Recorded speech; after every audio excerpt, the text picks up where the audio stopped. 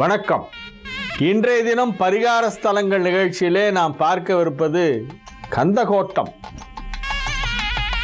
சென்னை மாநகரின் மிக முக்கியமான பகுதியான பாரிஸ் கார்னர், ரத்தன் பசார், பூக்கடை போலீஸ் ஸ்டேஷன் இவற்றிற்கு அருகிலே ராசப்பச்செட்டி தெருவிலே அமைந்துள்ள 350 ஆண்டுகளுக்கு முன்பு ஏற்பட்ட மிக பழமையான கோவில் கந்தகோட்டம் என்று அழைக்கப்படுகின்ற கந்தசாமி கோவில், முத்துக்குமார சுவாமி தேவஸ்தானம்.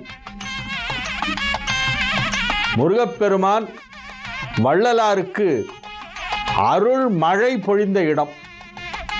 அவனுக்கு கொடுப்பதற்கு 12 கரங்கள் இருக்கின்றன. வாரி வாரி வழங்கி விடுவான். நமக்கு வாங்கிக்கிறதுக்கு 2 கை தான் இருக்கு. அதனால் அவன் கொஞ்சம் கொடுத்தாலே நமக்கு நிறையவா இருக்கும்.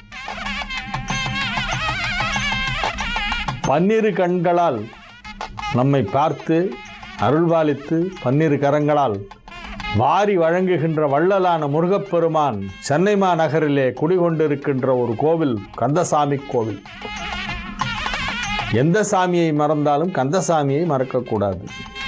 முருகனுக்கு மிஞ்சின தெய்வமே இல்லை. சுக்குக்கு மிஞ்சின மருந்தும் இல்லை, சுப்பிரமணியனுக்கு மிஞ்சின தெய்வமும் இல்லை என்று ஒரு பழமொழி. இத்தலத்தை பற்றி சொல்ல வேண்டுமானால், தர்மமிகு சென்னையில் கந்தகோட்டத்துள் வளர் தலமோங்கு கந்தவேளை சண்முகத் துய்யமணி உன்முகச் சைவமணி சண்முகத் தெய்வமணியே தன்முகத் துய்யமணி உன்முகச் சைவமணி சண்முகத் தெய்வமணியே. தர்மமிகு சென்னையில் கந்தகோட்டத்துள் வளர் அப்படின்னு பாடினார். வள்ளலார் பெருமான் இக்கோவிலிலே முருகப்பெருமானை குறித்து 6000த்திற்கும் மேற்பட்ட பாடல்களை பாடியிருக்கிறார். ஒன்றல்ல, இரண்டல்ல, 6000த்திற்கும் மேற்பட்ட பாடல்கள். சிதம்பரத்திலே அவதரித்த ராமலிங்க அடிகளார் ஜோதியோடு கலந்தது வடலூரிலே. ஆனால் அவர் வாழ்க்கையின் பெரும்பகுதியை கழித்தது சென்னை மாநகரிலே. தினசரி இந்த கந்தகோட்டம் முருகன் கோவிலுக்கு வந்து அவர் பாடியிருக்கிறார். இக்கோவிலுக்கு பாம்பன் சுவாமிகள் பாடியிருக்கிறார். வண்ணச்சரபம் தண்டபாணி சுவாமிகள் பாடியிருக்கிறார். பல அருளாளர்கள் எல்லாம் இங்கு வந்து பாடியிருக்கிறார்கள். அதிலே மிகவும் முக்கியமானது வள்ளலார் இத்தலத்திலே அருள் பெற்றார் என்பதுதான். வள்ளலாருடைய ஒரு கருணை வேறு யாருக்குமே வராது. நம்மெல்லாம் பக்கத்தில் இருக்கிற மனுஷனுக்கு ஏதாவது ஆனாலே பார்த்துட்டு பார்க்காத மாதிரி போயிட்டு இருக்கு. இன்னைக்கு உலகம் அப்படி மாறிட்டு இருக்கு. ஐயோ, ஒரு மனிதன் வாடுகிறானே, அங்கே இவ்வளோ பேர் வாடிட்டு இருக்காங்களே, பக்கத்து உள்ள ஊர்களெல்லாம் இத்தனை பேர் கஷ்டப்படுறாங்களே, பக்கத்து வீட்டில் இருக்கிறவங்கெல்லாம் இப்படி கஷ்டப்படுறாங்களேலாம் நான் எவ்வளோ பேருக்கு வந்து அந்த ஒரு சிந்தனை இருக்குமோ தெரியல.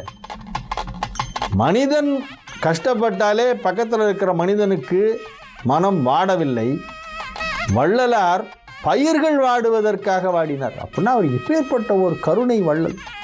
வாடிய பயிரை கண்ட போதெல்லாம் மனம் வாடினேன் அப்படின்னு பாடியவர் வள்ளலார். ஒரு பயிர் வாடினதுக்கே அவர் மனம் வாடினார் என்றால் அவருக்கு மனித குலத்தின் மீது, பிற உயிரினங்களின் மீது எவ்வளவு ஒரு பற்று இருந்திருக்க வேண்டும். அது எப்பேற்பட்ட ஒரு ஜீவகாருண்ய கொள்கை. அந்த வள்ளலார் கருணையின் உறைவிடமாக விளங்கியதால் கருணை வள்ளலான முருகப்பெருமான் அவருக்கு இவ்வளவு அருள் செய்தார். அவர் முருகப்பெருமானை துதித்து வணங்கி பாடிய தலம்தான் இந்த சென்னை கந்தகோட்டம். தினசரி மாலை நேரத்தில் இங்கே வந்து உட்கார்ந்து கொண்டு கச்சேரி பண்ணுற மாதிரி பக்கவாத்தியத்தோடவே பாடுவாராம். வள்ளலாரை பற்றி சிலர் எழுதிய குறிப்பு இது. சீர்காழி நாராயணசாமி பிள்ளைன்னு ஒருத்தர் அவருக்கு பிடில் வாசிப்பார், வயலின் வாசிப்பார். பக்கவாத்தியத்தோட கச்சேரி பண்ணியிருக்கார் வள்ளலார். ஒரு நாள் அல்ல, 2 நாள் அல்ல, கிட்டத்தட்ட 20 வருஷம் இந்த கந்தகோட்டத்தில் வந்து பாடியிருக்கிறார். அந்த முருகப்பெருமானை பற்றி அனுதினமும் பாடிக்கொண்டே இருப்பார், எப்பொழுதும் பாடிக்கொண்டே இருப்பார். தலை சிறந்த முருக பக்தர்களுள் வள்ளலாரும் ஒருவர். அவருக்கு அருள் கிடைத்த இடம் சென்னை. இந்த கந்தகோட்டத்து முருகனுடைய அருளாலே அவருக்கு முருகனின் அருள் கிடைக்கிறது. அவருக்கு முருகனின் காட்சி கிடைக்கும் பொழுது அவர் திருவொற்றியூரிலே தனது வீட்டிலே, அண்ணன் வீட்டிலே, தனக்கென ஒதுக்கப்பட்ட தனி அறையிலே கண்ணாடி முன்பாக உட்கார்ந்து தியானம் செய்து கொண்டிருந்தார். அப்பொழுது முருகப்பெருமான் மயில் மீது அமர்ந்த கோலத்திலே அவருக்கு காட்சி அளித்திருக்கிறார். 150 வருஷத்துக்கு முன்பாக. அதன் பிறகு அவர் முருகனால் ஆட்கொள்ளப்பட்டு மடை திறந்த வெள்ளம் போல 6000க்கும் மேற்பட்ட பாக்களால் முருகனை பாடி பரவி இருக்கிறார். இந்த தலம் எப்படி வந்தது என்றால், மாரிச்செட்டி என்பவரும் கந்தப்ப ஆசாரி என்பதும் என்னும் ஒரு பக்தரும் மாதம் கிருத்திகை என்று பாத யாத்திரையாக திருப்போரூர் சென்று முருகனை தரிசித்து விட்டு வருவது வழக்கம். ஒரு நாள் அவர்கள் திரும்பும் வழியிலே ஒரு இடத்திலே அயர்ந்து உறங்கி விட்டார்கள். அப்பொழுது அந்த மாரிச்செட்டி என்பவருக்கு ஒரு கனவு வருகிறது. நான் இங்கே பக்கத்திலே இருக்கிறேன், புத்துக்குள்ளே இருக்கேன், இந்த மரத்துக்கு பின்னாலேயே இருக்கேன், என்னை எடுத்துன்னு போங்க அப்படின்னு முருகர் வந்து கனவுல சொல்கிறார். தூக்கி வாரி போடுறது மாரிச்செட்டியாருக்கு. எழுந்து பக்கத்தில் இருக்கிற கந்தப்ப ஆசாரியை எழுப்பி, எனக்கு இந்த மாதிரி முருகர் கனவுல வந்தார் இப்படி சொன்னார்னோடனே இவங்களுக்கு ஒன்றுமே புரியல.